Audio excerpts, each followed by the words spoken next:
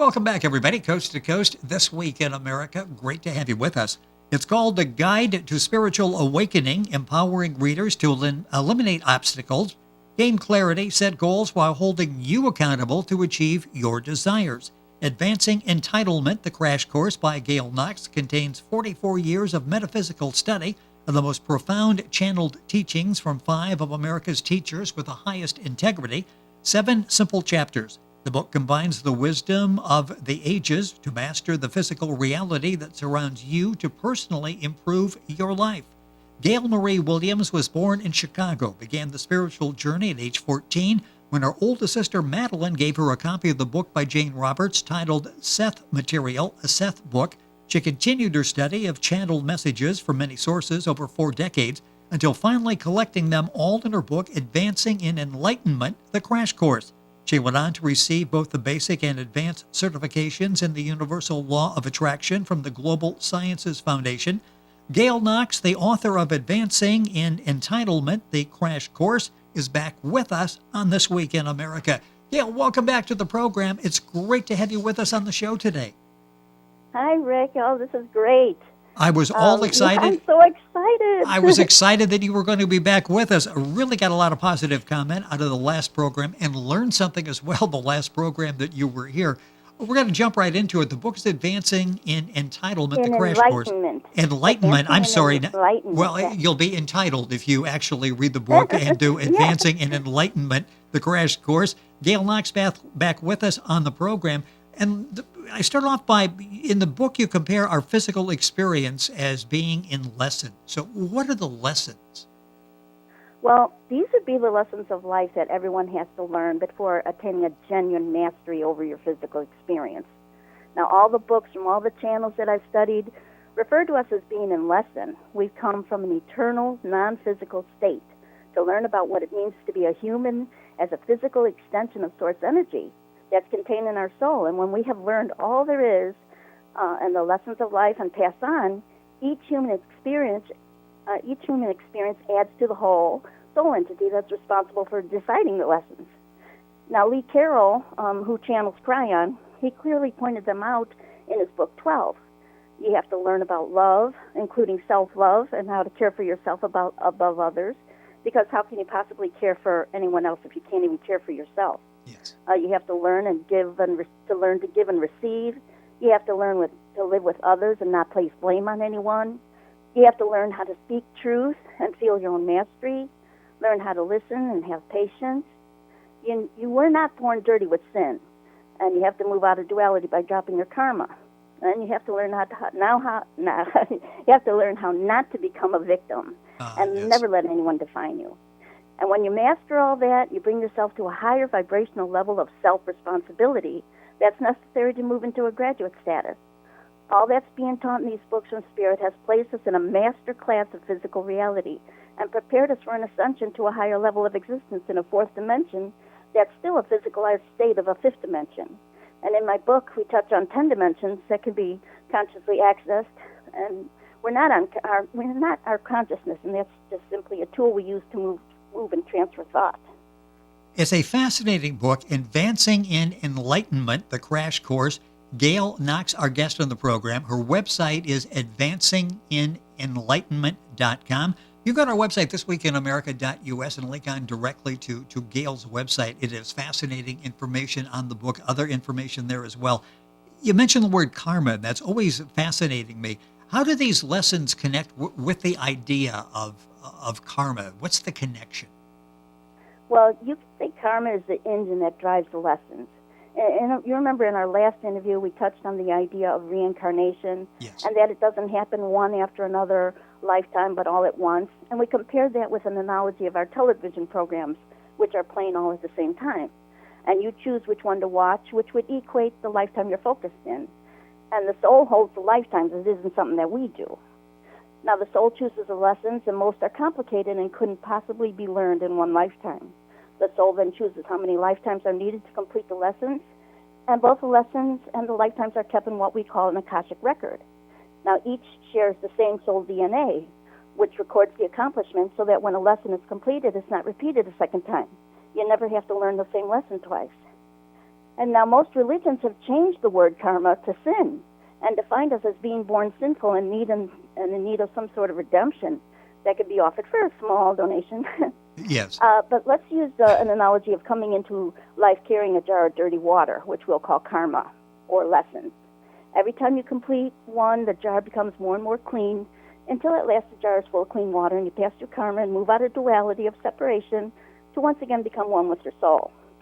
Not only has religion changed the name and the meaning of karma, oh gosh, I'm out of breath, but has completely removed it and leaving us stuck with a negative idea that we were born sinful.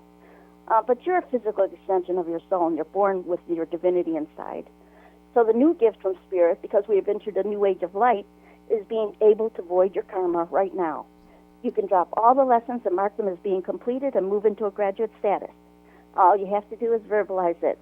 In the name of Spirit, my dominant intent is to void my karma. And it's instantly removed, although the process takes about 90 days to filter the dirty water from your life. Okay. And in the second chapter of TWIA Book 1, this gift is detailed with all the advantages and disadvantages. But I didn't hesitate. Once I saw this, I took it at once. And then I watched all the problems with others just disappear from my life. It's just amazing the results that you have, and it's all laid out in the book, Advancing in Enlightenment, the crash course by Gail Knox. Her website is advancingenlightenment.com. You can link on directly by going to our website, thisweekinamerica.us. Book, of course, available as well at the usual places, including Amazon. It's so exciting what you're talking about, and you are out there where you are actually seeing people who are having their lives turned around by what it is you're presenting them and the information in Advancing in Enlightenment. You talk about Dare Anka, who channels Bashar, and you quote 5 universal laws. What are they, and why are they considered to be universal?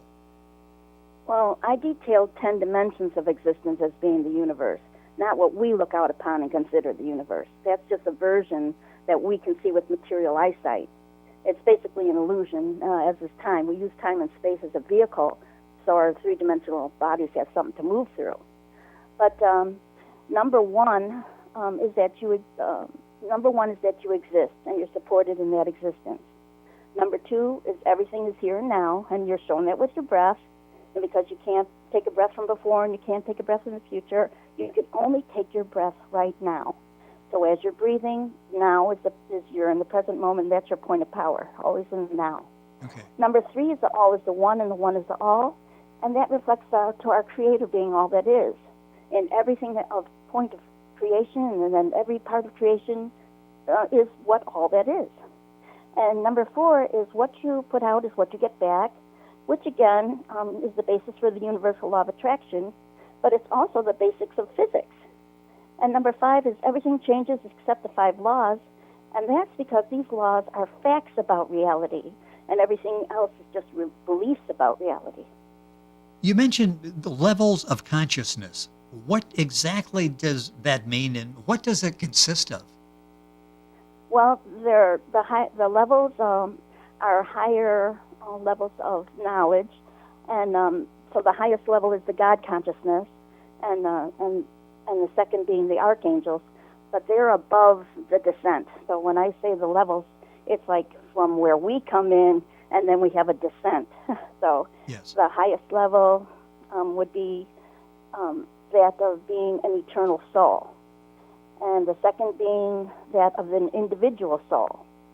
And then when you compare to comparison of our human body there, being composed of trillions of cells, and the cells would make up the one body. So the soul and all of those incarnations make up the soul. The third is the planning stage, where there's a blueprint for the physical lives and the lessons that the soul wants to experience. And the fourth level would be the transformation of the plan to the actual physical blueprint, which translates the information to the physical extension, which is us, taking us to level 5, where we inherit beliefs and concepts because we're not born knowing anything.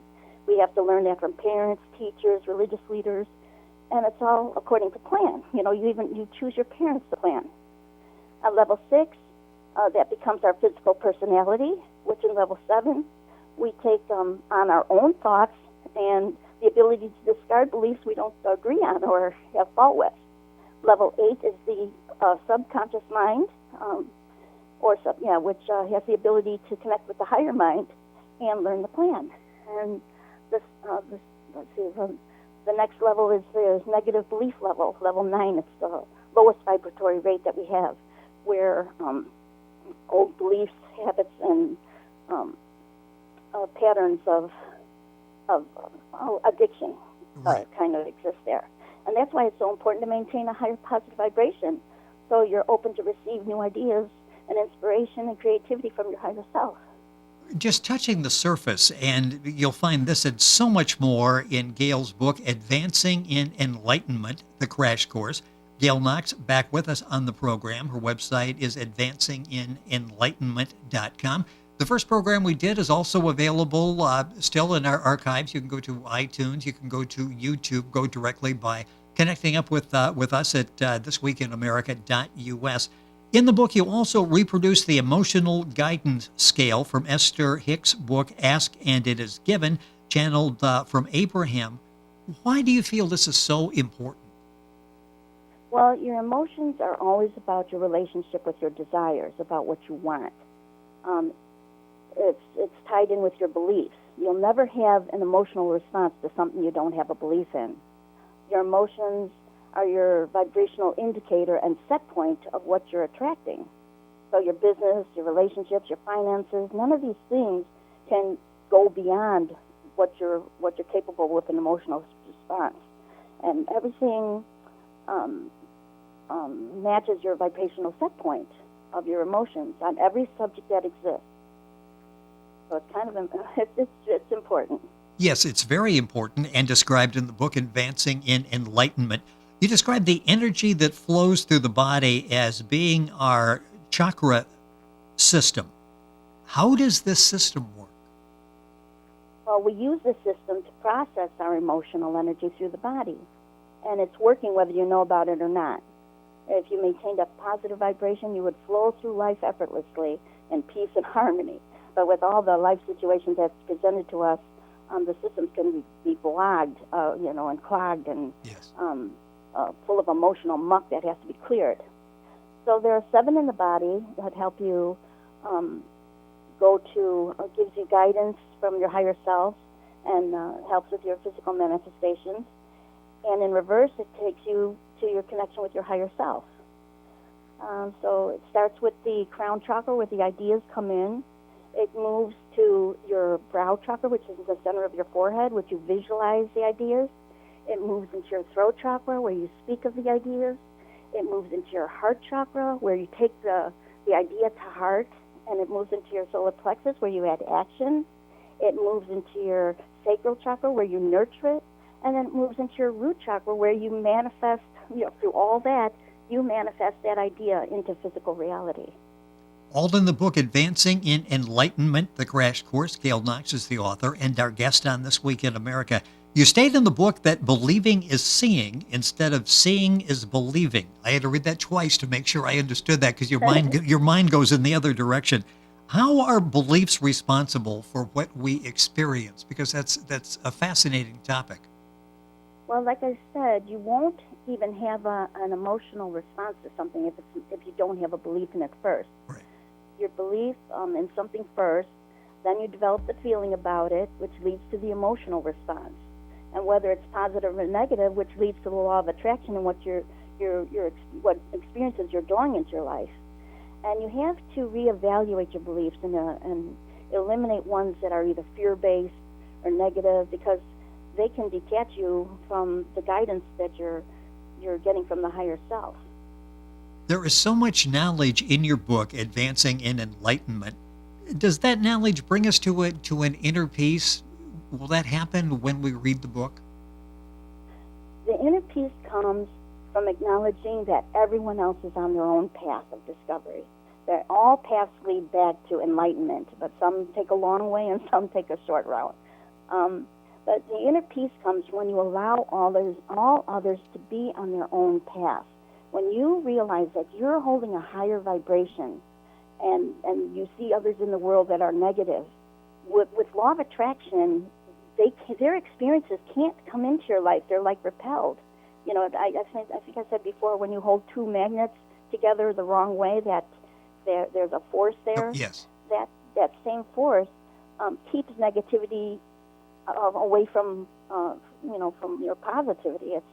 It's just a repelling force. So you can't have any people that are wanting to hurt you or do anything to harm you if you're in a joyful and peaceful and harmonious state. They just won't even enter your life.